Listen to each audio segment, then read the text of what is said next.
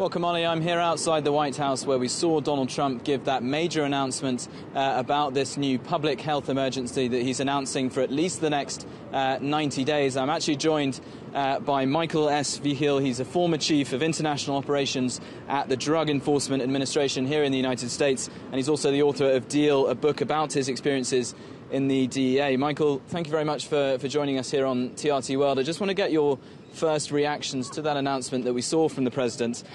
How seriously do you think the president is taking this epidemic? He's not announced any new funding. He's simply announced this new 90-day period.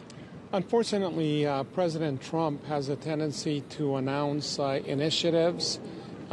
He talks about them, but, implementation is a separate thing. Now, this is a very complex problem that we have here in the United States. It's an epidemic that we've never seen before.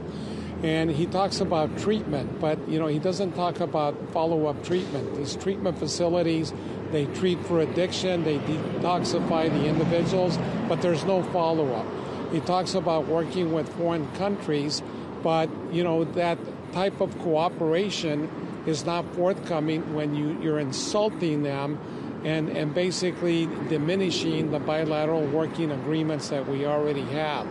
He talks about, taking this to the states, but he's known about this epidemic for almost a year, and he's just starting to take action.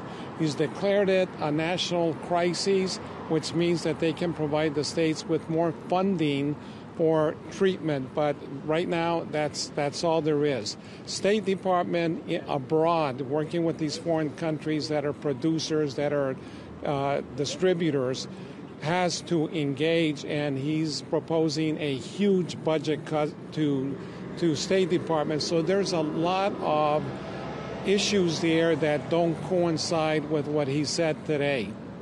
Just for a bit of perspective and background for our international audience, what exactly is driving this? How has this developed into the point where the president has to declare this public health emergency?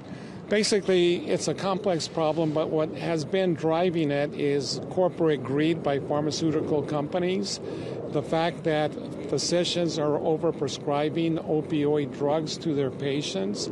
For example, last year there were 250 million prescriptions that were given out, which means that every adult in the United States could have their own bottle of opioids. And thank you very much for joining us. There's some analysis there on exactly what this announcement by President Trump, what effect that could have on the opioid crisis, and we'll go back to Kamali. Thank you, Giles.